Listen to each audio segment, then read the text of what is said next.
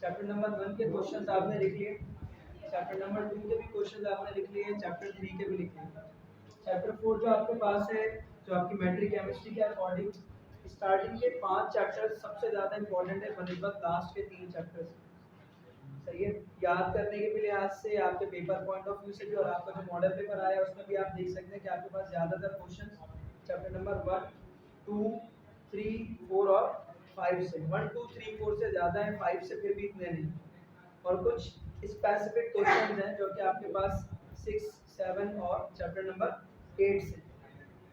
अब इसमें से जितने टॉपिक्स आपके पास हैं उन तमाम टॉपिक्स से आपको याद किस तरीके से करना है। जो बायोकेमिस्ट्री का आपके पास चैप्टर है, इसके अंदर से लॉन्ग के जितने चांसेस हैं आपके पास, शॉर्ट के लिहाज से जो सबसे ज़्यादा अहम है वो अभी यहाँ पर आपके पास मेंशन है। ठीक है, एक करके हम इसको डिस्कस करते हैं वन बाय वन कि आपके पास यहाँ से कौन सा क्वेश्चन आपके लॉन्ग के लिए और कौन सा क्वेश्चन आपके शॉर्ट के लिए है। ठीक है, सबसे पहले आपके पास जो सवाल है, देखो व्हाट आर दी कार्बोहाइड्रेट्स। तो इसमें आपको सिर्फ एक डेफिनेशन लिखनी है कार्बोहाइड्रेट की, और साथ में लिखते हैं एक्सप्लेन इट्स क्लासिफिकेशन। तो जो आपके पास मोनोसेकेराइड्स हैं, ओलिगोसेकेराइड्स हैं और पॉलीसेकेराइड्स की जितनी आपकी बुक में डिटेल लिखी हुई है, आपने बस उसको उतना ही प्रिपेयर करना है, उससे ज़्यादा या मजीद एक्स्ट्रा आपने प्रिपेयर नहीं करना। व्हाट आर इट्स यूजेस, कम से कम एटलीस्ट अगर 6 यूजेस हैं लिखे हुए, कम से कम भी अगर 8 यूजेस हैं तो मिनिमम 6 यूजेस एटलीस्ट आपने याद करने हैं। 10 यूजेस हैं तो कम से कम भी 7 से 6 यूजेस एटलीस्ट याद करने हैं।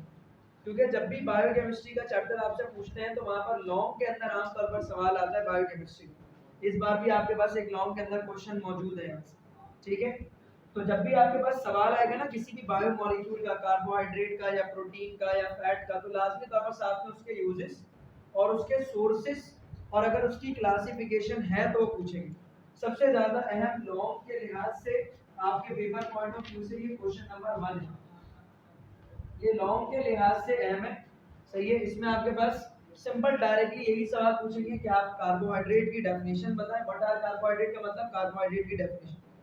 उसके बाद एक्सप्लेन इट्स क्लासिफिकेशन का मतलब जो मोनोसेकेराइड, ओलिगोसेकेराइड और पॉलीसेकेराइड है, मोनोमर्स की बेसिस पर, टेस्ट के लिहाज से अलग है, हमने तीनों अलग अलग बेसिस पर कार्बोहाइड्रेट्स को किस तरीके से क्लासिफाई किया जाता है ये पढ़ा हुआ है। ठीक है, what are its uses, at least 6 uses minimum आपने याद करने हैं। And sources of carbohydrate, sources का मतलब कौन कौन सी ऐसे न्यूट्रिशनल चीजें हैं, कौन कौन सी ऐसी न्यूट्रिशनल वैल्यूज आपके पास मौजूद हैं जिनसे आपको कार्बोहाइड्रेट ऑब्टेन होता है, तो आपको उसके नाम कम से कम एटलीस्ट वो भी 5 से 6 आपने याद कर लेने, ताकि उनमें से कोई अगर एमसीक्यूज आ जाए, जैसे फॉर एग्जांपल अगर मैं कहूं कि आपके पास मिल्क के अंदर कौन सा आपके पास बायोकेमिकल मॉलिक्यूल मौजूद होता है, प्रोटीन होती है, कार्बोहाइड्रेट होता है, मेनली कौन सा होता है, या फैट है।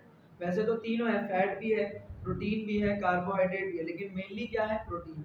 अगर मैं कहूँ फॉर एग्जांपल राइस, राइस के अंदर आपके पास क्या मौजूद है, राइस के अंदर आपके पास मेनली कार्बोहाइड्रेट है। ठीक है, अगर हम कह रहे हैं चिकन तो उसके अंदर मेनली क्या मौजूद है, प्रोटीन मौजूद है। ठीक है, अगर हम कह रहे हैं बटर तो बटर में क्या मौजूद है, कार्बोहाइड्रेट नहीं है, लिपिड्स मौजूद है, फैट्स या फिर लिपिड्स। इसी तरह से अगर हम कह रहे हैं वेजिटेबल ऑयल तो उसके भी अंदर क्या मौजूद है, लिपिड्स मौजूद है। ठीक है, तो ये सोर्सेज आपको याद करने, कम से कम आसान आसान वाले भी एटलीस्ट सारे याद करने जितने आपकी बुक में, क्योंकि अगर वो 5 आप याद कर लें उसमें से कोई एमसीक्यू आ गया तो सही हो जाएगा, लेकिन छठा या सातवां अगर एमसीक्यू में आ गया और आपको नहीं पता तो फिर आप वो गलत करेंगे।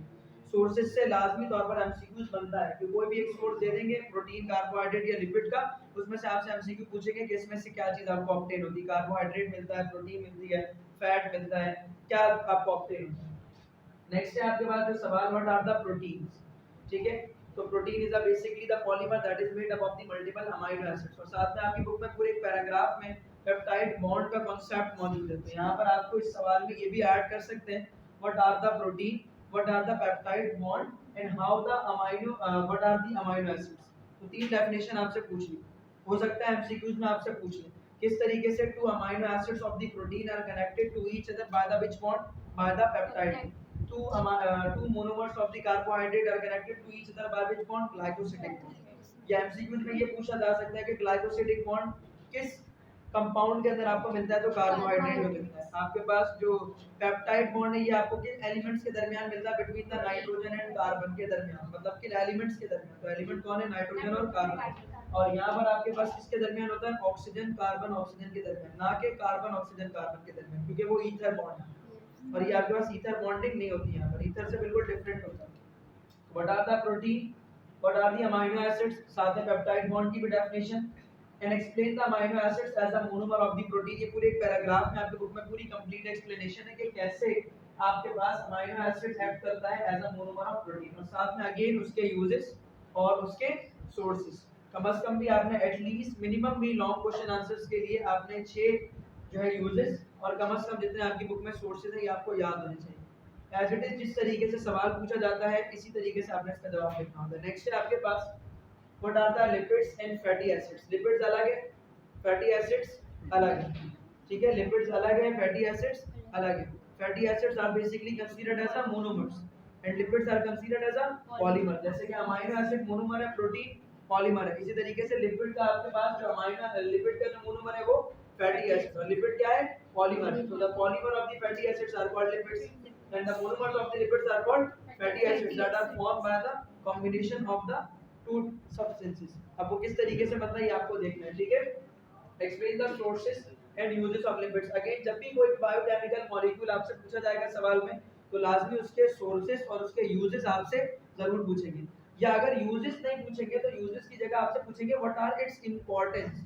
तो इंपॉर्टेंस भी अगर आपसे पूछा जाए तो इंपॉर्टेंस में भी आपने क्या लिखना है, यूजेस ही लिखना है, सही है। इंपॉर्टेंस भी अगर पूछेंगे तो सवाल में आपने क्या लिखना है, यूजेस लिखना है। जब भी ये वाला सवाल आता है तो इसके अंदर पूरे पूरे कंप्लीट मार्क्स होते हैं। आपसे पूछा गया कार्बोहाइड्रेट की डेफिनेशन आपने लिख दिया, आपसे पूछा गया मोनोमर्स की डेफिनेशन आपने लिख दिया, आपसे पूछा गया डाइसैकेराइड की डेफिनेशन आपने लिख दिया, पॉलीसैकेराइड की डेफिनेशन आपने लिख दिया, 5 यूजेस लिख दिए, उसके सीधे सीधे मार्क्स हो गए।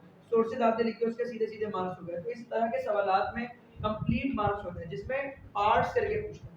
कोई भी ऐसा सवाल होना कि ये क्या होता है और पूरा इसको एक्सप्लेन कर दे तो इसमें मार्क्स कटने के चांसेस ज्यादा है। जबकि सवाल जब पोर्शंस में होता है कि पहले ये है फिर ये है फिर ये है उसके बाद ये बता दें ये बता दें, तो इस तरह के पोर्शंस में जब आप चीजें मेंशन करते हैं तो चेक करने वाले को भी आसानी होती है और आपकी चीजें मेंशन होती है तो आपको इजीली मार्क्स मिल रहे होते हैं। तो इस तरह के जो पार्ट्स में सवाल आते हैं जो कि यहाँ से बनते हैं तो आपके पास ये सवाल के अंदर मार्क्स लेना क्या हो जाता है, आसान हो जाता है। नेक्स्ट देखिएगा, ये शॉर्ट के लिहाज से सबसे ज्यादा इंपॉर्टेंट है। अच्छा, इन तमाम के तमाम क्वेश्चंस में जो आपने देखा है ना बेटा, सोर्सेज और यूजेस मतलब सोर्सेज और इंपॉर्टेंस, सोर्सेज और इंपॉर्टेंस, सोर्सेज और इंपॉर्टेंस मतलब सोर्सेज एंड यूजेस, ये अलग से शॉर्ट में भी पूछ सकते हैं। मतलब शॉर्ट में सिर्फ सवाल आ जाए कि राइट डाउन द 5 यूजेस या 4 यूजेस ऑफ कार्बोहाइड्रेट, 4 यूजेस, तो आप जब ये सवाल याद करेंगे तो ये लॉन्ग के साथ साथ आपका शॉर्ट का भी पोर्शन कवर हो जाएगा, ठीक है। ये या फिर ये, इन दो में से कोई एक लॉन्ग का क्वेश्चन आएगा, ज्यादा प्रोबेबल चांसेस है कार्बोहाइड्रेट आपका लॉन्ग में है, ठीक है। Write down the differences between fats and oil. मैंने आपको पहले ही बताया आपकी बुक में बाकायदा तौर पर जो डिफरेंसेस बाकायदा मेंशन है, जो बुक में खुद प्रिंटेड है, जो आपको बनाने नहीं मतलब खुद ऑलरेडी प्रिंटेड है। सबसे पहले तो आपने उन्हीं डिफरेंसेस को प्रिपेयर करना है क्योंकि वो सारे ही डिफरेंसेस आपके पेपर्स में मौजूद होंगे। तो जितने डिफरेंसेस आपकी बुक में है लाजमी तौर पर आपने उनको प्रिपेयर करना है, ठीक है।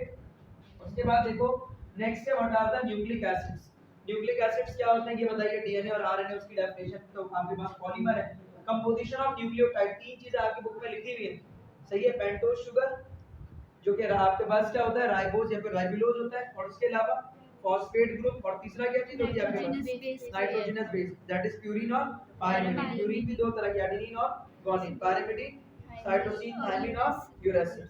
समझ आ गई बात। तो ये अलग से शॉर्ट में भी सवाल आ सकता है कि write down the composition of a nucleotide. आप सिर्फ कंपोजिशन ऑफ न्यूक्लियोटाइड लिखें और उसके अंदर जो पूरी आप जब कंप्लीट एक्सप्लेनेशन देंगे तो 4 मार्क्स आपको सीधा सीधा पूरे पूरे दिला देंगे, ठीक है। Two types of the nucleic acids, इसमें डीएनए और आरएनए की आपने एक्सप्लेनेशन देखनी है and its importance. Again biomolecule है तो इसकी इंपॉर्टेंस होगी। उसके बाद what are the vitamins, they can be asked in your long question answer. जो दूसरा लॉन्ग यहां से इंपॉर्टेंट है वो है क्वेश्चन नंबर 6, ठीक है। और ऐसा भी हो सकता है कि यहाँ से कोई 2 विटामिन आपको उठा करके शॉर्ट में पूछ ले, और लाजमी तौर पर यहाँ से एक एमसीक्यू मिनिमम भी फॉर्म जरूर होगा। ऐसा हो ही नहीं सकता कि यहाँ से एमसीक्यू फॉर्म ना हो, लाजमी तौर पर यहाँ से एमसीक्यू फॉर्म होगा। एमसीक्यू किस तरीके से आएगा, कोई भी एक विटामिन का नाम लिखा होगा, आपसे पूछ लेंगे फैट सोल्यूबल है या वाटर सोल्यूबल, या कोई भी एक विटामिन का नाम लिखा होगा, आपको ये कहेंगे कि ये बता दीजिए कि इसके डेफिशिएंसी से क्या होता है, या कोई भी एक डिजीज का नाम लिखा होगा, बोला जाएगा ये फलां डिजीज कौन से विटामिन की डेफिशिएंसी से होता है, या कोई भी एक इंपॉर्टेंस लिखी हो सकती है, कहा जाएगा ये कौन से विटामिन की इंपॉर्टेंस है ये एक्सप्लेन कर दो, या कोई भी एक विटामिन का नाम लिखा होगा, कहा जाएगा कि भाई ये वाटर सोल्यूबल है या फिर फैट सोल्यूबल है, इसकी क्लासिफिकेशन कौन सी है, ठीक है। तो ये लाजमी इधर से एमसीक्यूज तो आएगा ही आएगा। और ये पूरा टॉपिक याद करना, कोई भी एक चीज आप यहाँ से छोड़ नहीं सकते, ठीक है। तो व्हाट आर दी विटामिन, उसकी टाइप्स बता दें, उसके सोर्सेज बता दें, उसकी इंपॉर्टेंस बता दें और उसकी डेफिशिएंसी डिजीज। अगेन देखें डेफिनेट वो है पार्ट्स पे सवाल, तो पार्ट्स में जो सवाल है उसको आपने अटेम्प्ट करना है, ठीक है। उसके बाद लास्ट है write down any 8 uses of enzyme, जितने आपकी बुक में है वो मैंने पूरे दिए हैं। मोस्ट प्रोबेबल ये सवाल शॉर्ट में है, लॉन्ग में ना आए, क्योंकि इतना कोई वॉस्ट आपकी बुक में लिखा हुआ नहीं कि उसको प्रॉपर्ली लॉन्ग में पूछे, सही है। लेकिन बेतुके बेतड़ल्ले सवालात हर साल ही बोर्ड के अंदर कोई एक आध दिख जाता है जो अजीब ही बेतुका हो, जो आना चाहिए लॉन्ग में पूछ लेते हैं शॉर्ट में, या पूछना चाहिए शॉर्ट में पूछ लेते हैं लॉन्ग में, सही है।